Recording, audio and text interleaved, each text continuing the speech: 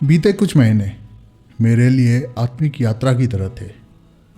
यह वह समय था जब मैं बाहर का शोर नहीं बल्कि अपने भीतर की आवाज़ सुनने की कोशिश कर रहा था। कोई विशेष कारण नहीं था, बस आवश्यकता थी खुद को ताज़ा महसूस कराने की, अपने विचारों को और अधिक पुष्ट और स्पष्ट करने की। साहित्यिक भाषा में कहूँ तो एक बादल छाया था जो शायद अब छंट चुका है। अब लौटा हूँ तो और अधिक ऊर्जा के साथ, विचारों की स्पष्टता के साथ। अब महसूस हो रहा है जैसे कि नई धूप लौट आई है। लगता है फिर से वक्त आ गया है कहानियाँ कहने का, आपसे मिलने का।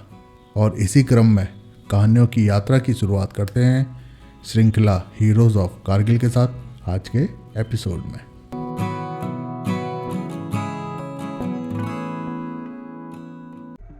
उन्नीस सौ 99 मई।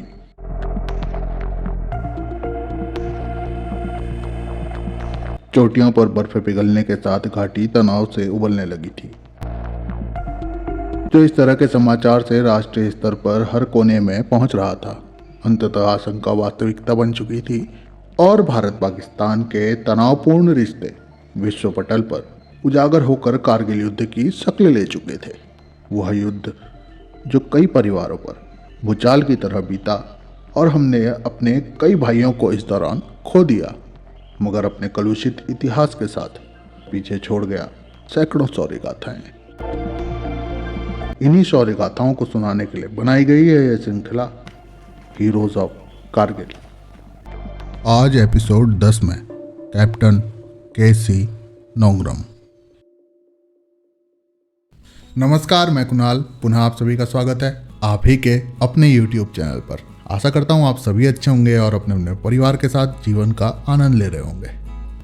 आज इस चैनल की श्रृंखला हीरोज ऑफ कारगिल के 10वें एपिसोड में आपको एक शौर्य गाथा सुनाऊं। उससे पूर्व चलिए देख लेते हैं वो जमीन जहां यह शौर्य गाथा लिखी गई थी। उजाड़ ध्रुव पहाड़ों की यह चोटियां, जहां इतनी बर्फ पड़ती है कि यहाँ पेड़ नहीं उगते। यह चोटियां इतनी ध्रुव हैं कि यहाँ रास्ते नहीं मिलते। रात तो इतनी ठंडी होती है कि तापमान -25 -30 डिग्री सेल्सियस तक चला जाता है। यही वो ज़मीन है जहाँ लिखी गई थी आज की शौर्य गाथा, यानी कि .4812।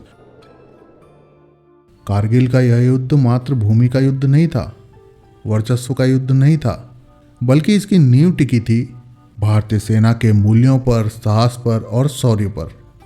यही शौर्य जो लिख गया सैकड़ों शौर्य गाथाएं।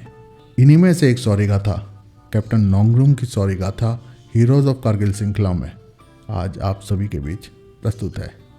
तो देखिए आपने वो अनरीचेबल ध्रुव हाइट्स, जहां वेदर इतना अनफेवरेबल था, मगर फिर भी हमारी भारतीय सेना ने हर ऑपरेशन को उन चोटियों पर सफलतापूर्वक कंप्लीट किया। मैं, आप, हम लोग सभी सुरक्षित रहें, इसके लिए उन्होंने उन चोटियों पर अपना सर्वोच्च बलिदान दिया। तो उनके बलिदान को कभी भी नहीं भूलना है, हमेशा याद रखना है, दूसरों को सुनाना है। मैं तो आप सभी के लिए यह शौर्य गाथाएं लेकर आता ही हूँ। तो इस वीडियो को लाइक कर लीजिए और इस चैनल पर पहली बार पधारे तो प्लीज़ सब्सक्राइब जरूर कर लीजिएगा। ऐसी कहानियाँ इस चैनल पर आपको सुनने के लिए मिलती रहती हैं। तो चलिए अब शुरू करते हैं आज की शौर्य गाथा। साल था 1975, 7 मार्च को स्टेट बैंक ऑफ इंडिया में कार्यरत श्री पीटर कीशिंग और श्रीमती सैली नोंगरम के घर शिलोंग में जन्म होता है कैप्टन कीशिंग क्लिफर्ड नोंगरम का। कैप्टन नोंगरम के घर के समीप ही एक टीला था जिस पर बचपन में वे अक्सर चढ़ जाया करते थे, जहां से दिखाई देती थी हैप्पी वैली। और हैप्पी वैली में असम राइफल्स के बेस में ड्रिल कर रहे होते थे असम राइफल्स के जवान, जिन्हें देखकर कैप्टन नोंगरम ने बचपन में ही सेना में जाने का सपना देख लिया था।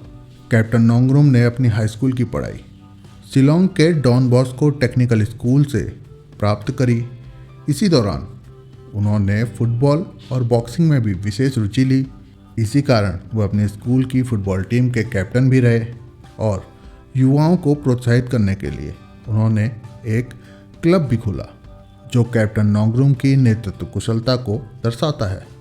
तत्पश्चात कैप्टन नोंगरुम ने शिलोंग के ही सेंट एंथोनी कॉलेज से पॉलिटिकल साइंस में ग्रेजुएशन करी और उसके बाद 1996 में ऑफिसर्स ट्रेनिंग एकेडमी चेन्नई में प्रवेश प्राप्त कर लिया, जहां से ट्रेनिंग करने के पश्चात उन्हें कमीशन मिला 12 जैकली में। इस तरह उन्होंने बचपन में देखा गया अपना सपना पूरा कर लिया। 1999 में जिस समय कारगिल की लड़ाई शुरू हुई, कैप्टन नोंगरुम की यूनिट तैनात थी बटालिक सेक्टर में। 30 जून 1999 को कैप्टन नोंगरुम की यूनिट को आदेश मिला पॉइंट 4812 को रिकैप्चर करने का, और जिसका नेतृत्व दिया गया कैप्टन नोंगरुम को। रात होते ही कैप्टन नोंगरुम और उनकी टीम पॉइंट 4812 के साउथ ईस्ट से आगे बढ़ने लगी। यह बहुत ही मुश्किल मिशन था, क्योंकि पॉइंट 4812 की जो चढ़ाई थी वो सीधी और सपाट थी। मगर कैप्टन नोंगरुम ने ट्रेनिंग के दौरान, कोर्स के दौरान सीखी गई अपनी स्किल्स का स्मूथली यूटिलाइजेशन किया और वे अपनी टीम के साथ चुपचाप पर पहुंच तो गए, मगर पहाड़ी की चोटी पर पहले से मजबूत स्थिति में तैनात दुश्मनों से उनको कड़ा विरोध मिला, जिसके कारण कैप्टन नोंगरुम और उनकी टीम 2 घंटे तक भारी गोलाबारी में फंसी रही। इस वक्त तक कैप्टन नोंगरुम भांप चुके थे कि दुश्मनों की स्थिति अत्यधिक मजबूत है और इस तरह से वे आगे नहीं बढ़ सकते। इसके बाद अपनी चिंता ना करते हुए कैप्टन नोंगरुम ने एक साहसिक कदम लिया और आगे बढ़कर उन्होंने ग्रेनेड उछाला, जिससे दुश्मनों के 6 सैनिक मौके पर ही मारे गए। इसके बाद वे दुश्मनों की दूसरी पोजीशन पर पहुंचे और यूएमजी यानी यूनिवर्सल मशीन गन को छीनने के प्रयास में उन्होंने गोलियों की एक बौछार को झेला। परिणाम स्वरूप उन्होंने देश की सुरक्षा हेतु सर्वोच्च बलिदान दिया, मगर उससे पूर्व उन्होंने दुश्मन को जान पर खेलकर सरप्राइज कर दिया, और इसी सरप्राइज की वजह से हमारी भारतीय सेना मजबूत स्थिति में आ गई और अंततः पॉइंट 4812 पर रिकैप्चर कर लिया। अपने अदम्य साहस, दृढ़ संकल्प और सर्वोच्च बलिदान के लिए कैप्टन नोंगरुम को मरणोपरांत महावीर चक्र से सम्मानित किया गया। कैप्टन नोंगरुम मेघालय राज्य के इकलौते इंसान हैं जिनको यह सम्मान प्राप्त है।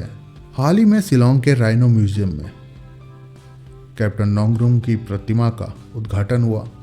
कभी अगर आप नॉर्थ ईस्ट जाएं, शिलोंग जाएं, तो म्यूजियम में जाकर कैप्टन नोंगरुम की यह प्रतिमा देखें और उनको एक सैल्यूट जरूर करें।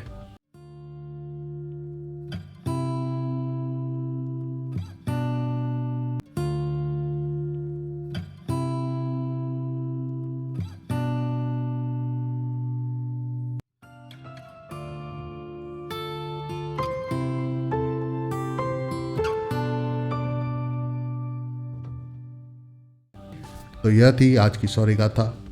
तो सदा इन सपूतों के सर्वोच्च बलिदान को याद रखिए कि कोई कहीं पर जाग रहा है, ताकि हम चैन से सो सकें। इसी संदेश के साथ आज विदा लेता हूँ। आज के एपिसोड के लिए इतना ही। अगले एपिसोड में शीघ्र पुनः भेंट होगी। तब तक के लिए खुश रहिए, स्वस्थ रहिए। नमस्कार, जय हिंद, जय भारत।